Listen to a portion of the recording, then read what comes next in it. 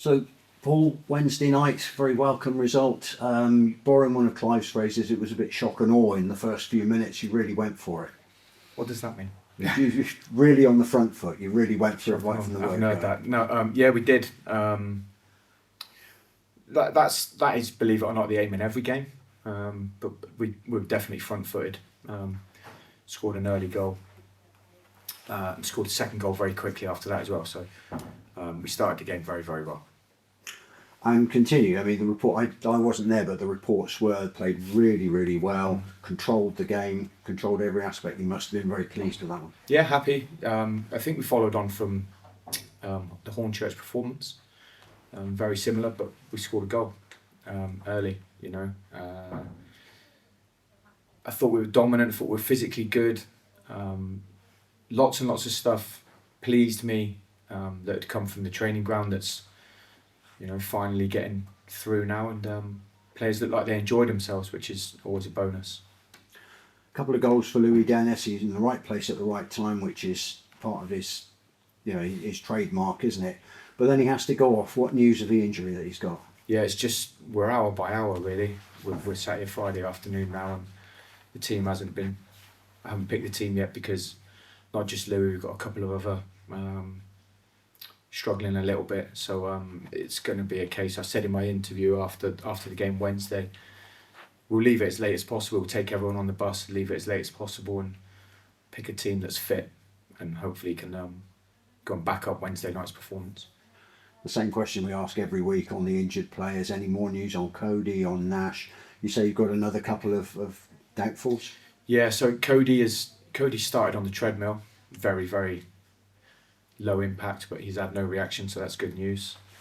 Nash's son Deary is way ahead of schedule, but he's still going to be, you know, February at the earliest, but he's way ahead of schedule, so that's all positive.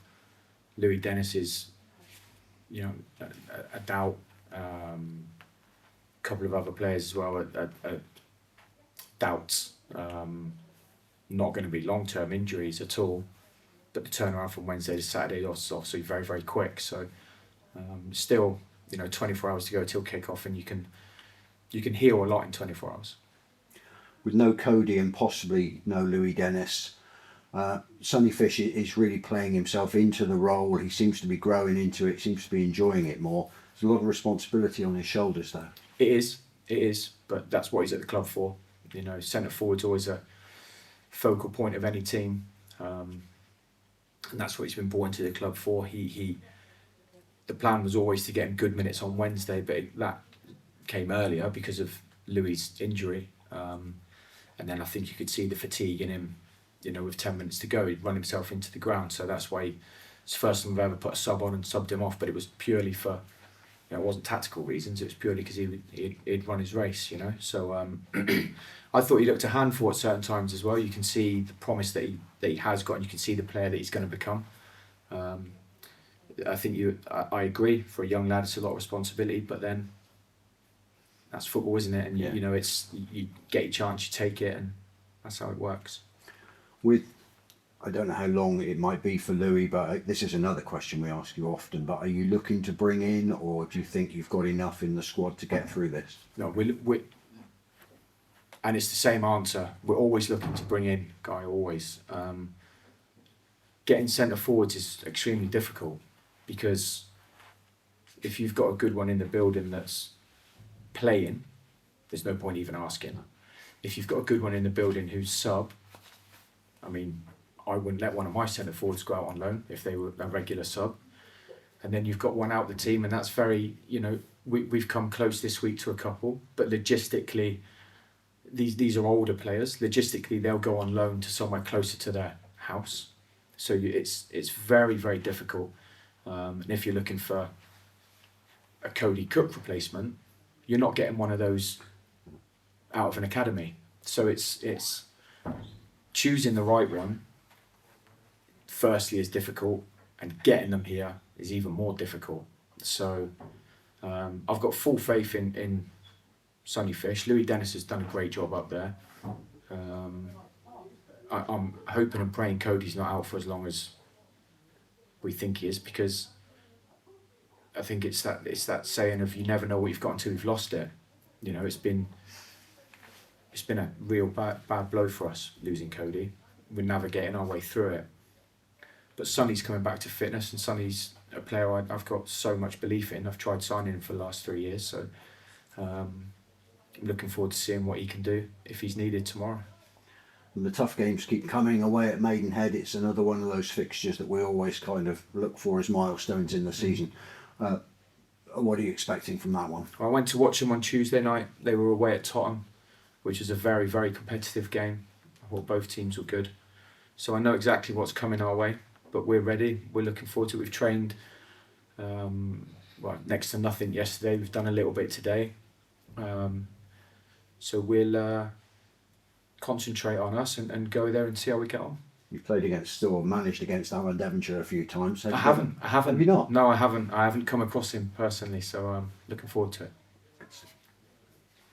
Is Louis, is it a hamstring or is it not quite as, whenever we talk about hamstrings it's always another disaster. Yeah. Is it a hamstring pull, Listen, or he is hasn't. is it less of an issue? I think if he had pulled his hamstring, we'd be sitting now going, he's got no chance. No way, yeah. But as I understand it from speaking to the medical team and speaking to Louis Dennis, there is a slight chance. So it's not as bad as first feared. It may be a case that it comes around too quick for tomorrow. But I don't envisage him being out for 4, 5, 6 weeks. He hasn't pulled his hamstring. No. He came after half an hour, came over and just like, I mean, I was never quick enough to get that, but he was tightening up. We had a nightmare with the bus getting there, and it was all very, very rushed. I don't think that helped towards it at all. But it's not as bad as first feared. Right. It was something you spoke about several times last season, that you and Mike planned and tried to plot the squad's fitness so that they got stronger and better in that respect as the season went on. Yeah. In other words, they weren't at their peak on the first day of the season in terms of fitness and all that sort of stuff. And the proof of the pudding was in the eating, I think, because you put a hell of a run together right in the last few weeks of the season, didn't you? And is that something that's still part of the plan, to try and do that again? I know obviously you several times referred to how important Mike was and Mike's strength and conditioning and fitness regimes. You've had a hell of a lot of injuries in the first half of the season so far. Is that something that's still part of the background picture? We have a very specific pre-season. I think you see lots of teams first 6 games of the season are at their peak physicality, and come late January, early February, dip massively. So that's something that would always be the case whilst I'm managing and whilst I've got Mikey with me. He's the expert on it, and it's always worked. The injuries that we've had, I think you can see a couple of examples would be Dylan Morgan, Callum Dolan and Sonny Loeverton, who you can see now they're becoming much, much fitter through a run of games, which is only going to bode well. I think we are physically a fit team. I think we do finish games strongly, last 15, 20 minutes. I argue that if the Hornchurch game had gone on for another 5 minutes, I think we'd have scored as well. So it's, I pride myself on having very fit football teams, and they work very hard. And as you're quite right, Mikey's bang on with all that stuff. So that's always we're in and around it now, and someone's going to have to put a good run together somewhere. But why can't it be us? Mm. One thing that quite a lot of supporters of watching the team have commented on is the role that Matt Worthington's been playing, quite deep at times, and other times further forward.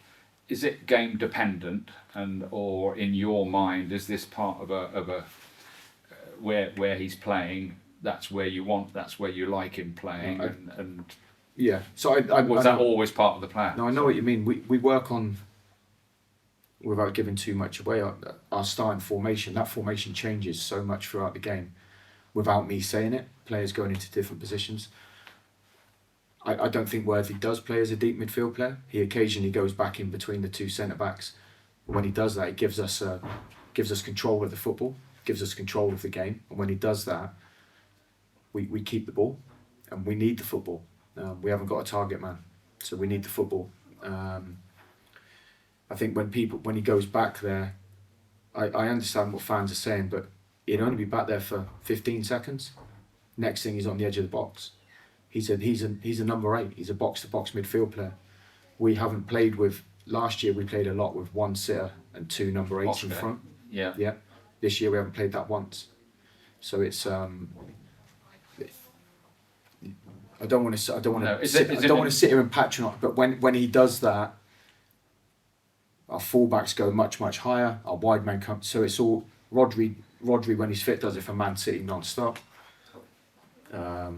It's Zubimendi does it for Arsenal non-stop. It's the way football's going.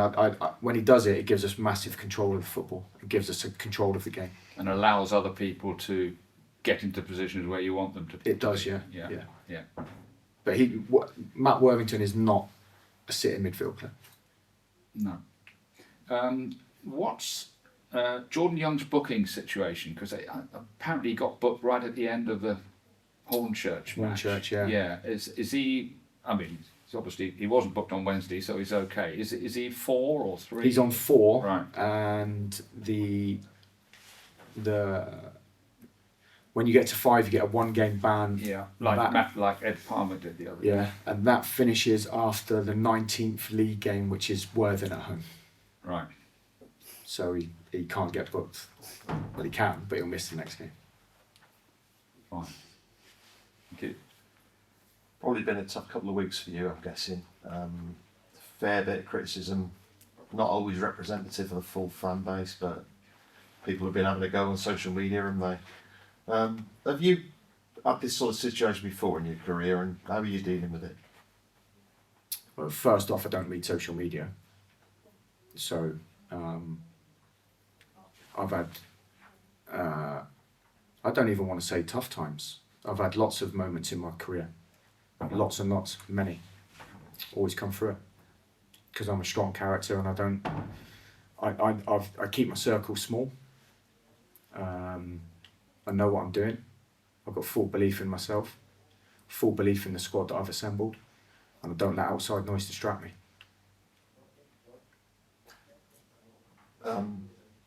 Saturday, you've not managed against Alan Devonshire before. They've got a reputation as a quite a tough team.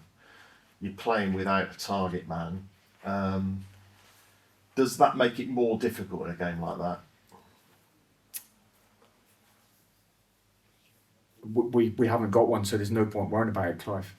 You know, it's we didn't have one Wednesday night. We didn't have one against Hornchurch. Didn't have one against Dorking. So it is what it is, and you've got to find different ways to overcome the obstacle put in front of you. I'm expecting a tough game, but a game we're looking forward to. We can't wait to get up there and play and try and be front-footed and try and back up our result from Wednesday and finish the week positively.